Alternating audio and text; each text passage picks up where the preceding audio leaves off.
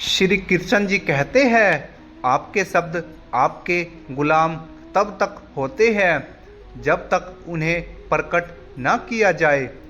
एक बार शब्द को प्रकट करने पर वह आज़ाद हो जाते हैं, जिस पर समय ईश्वर का भी अधिकार नहीं रह जाता।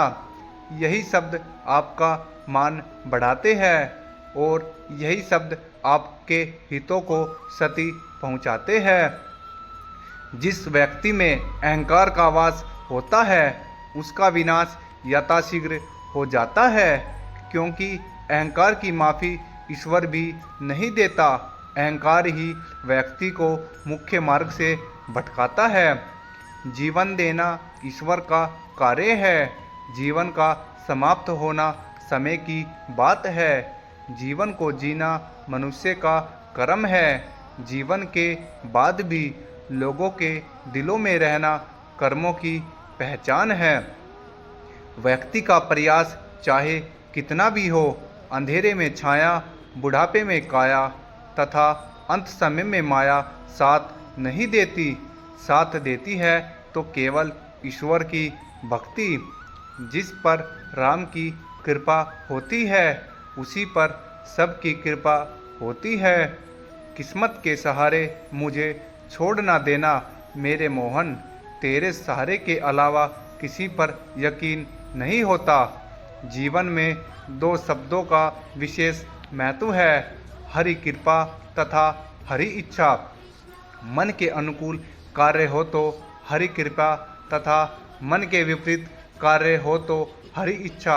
यही मनुष्य की मनोवृत्ति है। साजिशें तो रोज अंधेरों की होती है, फिर भी उजालों की सदैव जीत होती है। जिसकी जैसी नीयत होती है वैसी ही बरकत होती है। कोई परिंदों के लिए बंदूक रखता है तो कोई पानी का प्रबंध। इस उलझन में ना पड़ो कि भगवान है या नहीं, खोजो खुद के भीतर भी खुद इंसान हो या नहीं। ईश्वर सदैव किसी का साथ नहीं देता, बस अपने प्रियजनों को ज्ञान का भंडार देता है।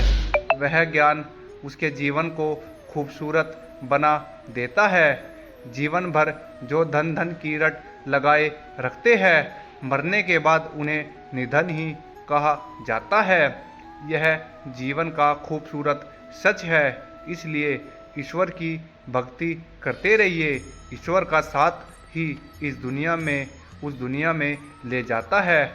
मांगी गई खुशियों से किसका भला हुआ है। भाग्य में जितना लिखा था उतना अदा हुआ है। डर नहीं दुनिया में किसी का कितने चाहने वाले हैं। जो बोया था वही तो मिला है।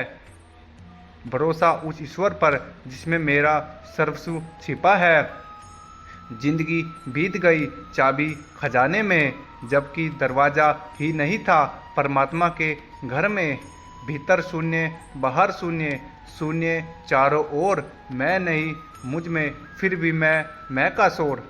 जब विपत्ति आती है तो कष्ट की अपार अनुभूति होती है, किंतु जब विपत्ति टल जाती है तो वह आत्मबल तथा घेरे जैसे मूल्यवान संपदा देकर जाती है। यही ईश्वर की परीक्षा है।